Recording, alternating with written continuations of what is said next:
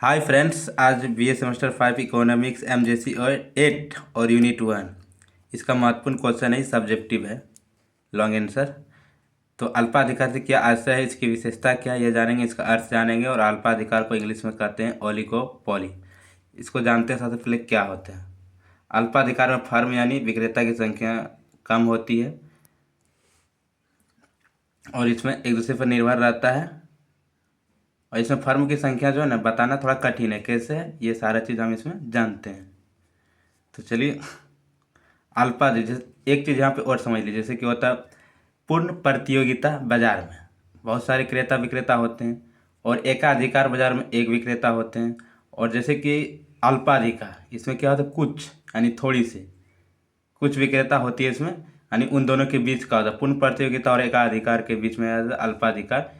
इसी तरह और इसको अल्पाधिकार को अपूर्ण बाजार की श्रेणी में रखा जाता है। अपूर्ण बाजार क्वेश्चन हम पढ़ाएं, उसमें जाके थोड़ा देखिएगा, उसमें अपूर्ण बाजार में नीचे आया होगा अल्पाधिकार। तो चलिए आप जानते हैं पूरा उसी के बारे में, अल्पाधिकार के बारे में। अल्पाधिकार वह मार्केट स्थिति होती है जिसमें समरूप यानी एक जैसी, समरूप का मतलब एक जैसी अथवा विभेदीकृत वस्तुएं बेचने वाली थोड़ी सी फर्में यानी विक्रेता होती है।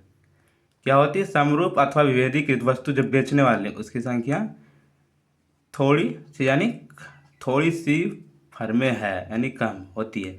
इसके बाद देखिए, अल्पाधिकार मार्केट में फर्मों की निश्चित संख्या बताना कठिन है। 3, 4 अथवा 5 फर्में हो सकती है। तो ये कठिन इसलिए है कि इसमें जैसे कि एकाधिकार में एक होता है और पूर्ण प्रतियोगिता बाजार में बहुत सारे होता है। और इनमें मतलब गिना चुना होता है, इसलिए इसमें बताना कठिन होता है। इसलिए इसे अल्प के बीच बीच दो बार लिख दिया, तो एक बार आप लोग को लिखना। बीच प्रतियोगिता भी कहते हैं यानी अल्पाधिकार कहते हैं। इसके बाद पूरा देखिएगा, समझ में आ जाएगा। इसमें थोड़ा क्या होता है, फर्म की संख्या बताना कठिन होता है क्योंकि इसमें निश्चित संख्या नहीं रहता, नहीं एक से ज़्यादा और बहुत सारे से कम, इसलिए इसे बताना कठिन होता है। इसके बाद देखिए, मार्केट में थोड़ी सी फर्म होने पर, अगर मार्केट में थोड़ी सी फर्म है तो किसी एक की कार्रवाई दूसरे को प्रभावित कर सकती। कैसे?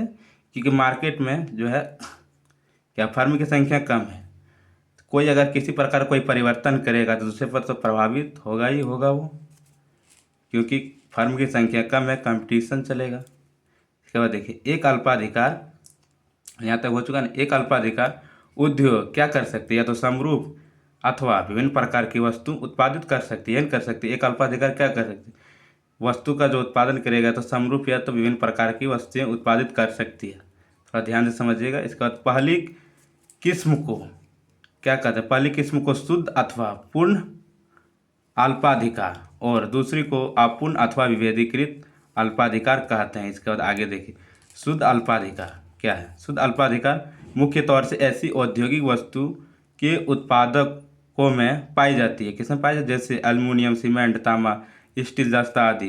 इसमें क्या होता है, शुद्ध अल्पाधिकार मुख्य तौर से ऐसी औद्योगिक वस्तु के उत्पादकों में पाई जाती है। तो जैसे दे दिया है एल्युमिनियम, सीमेंट, तांबा, स्टील, जस्ता आदि। इसके बाद दूसरा देखिए क्या है, अपूर्ण अपूर्ण अल्पाधिकार यानी क्या, विभेदीकृत अल्पाधिकार।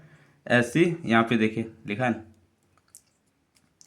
तो अपूर्ण अल्पाधिकार ऐसी उपभोक्ता वस्तु के उत्पादकों जैसे कार, सिगरेट, साबुन, टीवी, रबड़ आदि। ये था इसकी कुछ चर्चाएं। इसके बाद देखिए, कुछ प्रोफेसर ने इसकी परिभाषा भी दी है, तो उसको समझ लीजिए।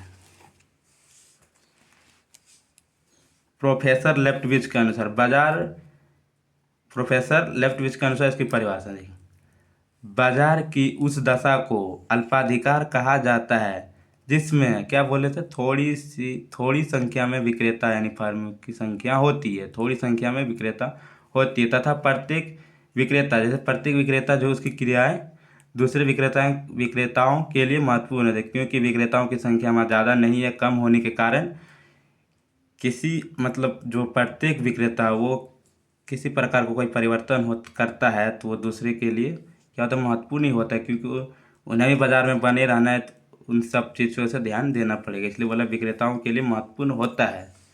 इसके बाद दूसरा देखिए, प्रोफेसर मेयर्स के अनुसार अल्पाधिकार बाजार की वह स्थिति है जिसमें विक्रेताओं की संख्या इतनी कम होती है कि प्रत्येक विक्रेता की पूर्ति, जो प्रत्येक विक्रेता की जो पूर्ति है बाजार का, जैसे कि जो प्रत्येक विक्रेता है कब किस प्रकार का कर देगा अपने वस्तु, या कब किस प्रकार का कर देगा वस्तु, किसी प्रकार का बनाए, उसमें कुछ भी अगर चेंजेस करेगा तो बाजार का जो मूल्य है उस पर क्या प्रभाव पड़ता है। प्रत्येक में कम फर्म होने के कारण से प्रत्येक को क्या होता है, इसकी जानकारी भी हो जाती है, प्रत्येक विक्रेता क्या कर रही और बाजार में मूल्य का जो प्रभाव पड़ता है, तो क्या होता है प्रत्येक इसकी जानकारी हो जाती है, क्योंकि यहाँ पे फर्म की संख्या कम है।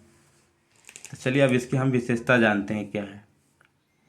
तो ये तो पता है अल्प विशेषता। पहला देखिए क्या है कि अल्प विक्रेता, यानी या तो अल्प विक्रेता या कुछ फर्में इसमें होती है, खुद निर्भर मतलब परस्पर क्या होता है, निर्भर रहता है इसमें अल्पाधिकार में।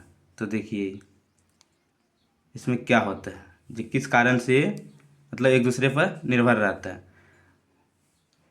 जो होता है ना अल्पाधिकार में, जो फर्म होती है, फर्म की जो उत्पादन करता है, उत्पादन जो करता है और उसमें जो मूल्य, उत्पादन और मूल्य संबंधी जो क्या नीति होता है ना, एक दूसरे को प्रभावित करती है। मतलब मूल्य जो है और जो उत्पादन है उसकी जो नीति है एक दूसरे को प्रभावित करती है, जिसके कारण क्या परस्पर वह निर्भर रहता है। अरे एक चीज़ और समझ लीजिए इसमें तो अच्छा समझ में आ जाए। किसी फर्म की नीति, अगर किसी फर्म की इसमें नीति और जो सफलता या असफलता का कारण कौन रहेगा, फर्म की जो व्यवहार रहेगा, फर्म का क्या अन्य फर्मों का व्यवहार है। किसी फर्म का अगर सफलता की ओर ले जाना या असफलता की ओर, तो इसका जो है इसमें किसका मतलब कारनामा या किसका व्यवहार रहेगा, दूसरी फर्म का है ना, कि वही उसका जो है डिपेंड करेगा, क्योंकि वो जिस तरह करेगा फायदा या घाटा उस प्रकार से उसको भी चलना पड़ेगा। तो ये है। इसके बाद गैर कीमत प्रतियोगिता तीसरा है। ये देखिए क्या होता है। तो इसमें जो गैर कीमत प्रतियोगिता, इसमें कीमत का कोई प्रतियोगिता नहीं होता है, इसमें कीमत स्थिर रहता है, यानी स्थिरता रहती है। इसके बाद चौथा, फर्म के प्रवेश और बाहर निकलने में कठिनाई होती है। फर्म के बाहर निकलने में, यानी फर्म के प्रवेश और बाहर निकलने में कठिनाई होती है। पहले से जो फर्म अब बना है वो दूसरे फर्म को इतने आसानी से नहीं आने देता, क्योंकि जो पहले से जो फर्म है वो बहुत ज़्यादा निवेश कर चुके हैं, जिसके कारण कोई नया वहाँ पे प्रवेश नहीं कर पाते हैं।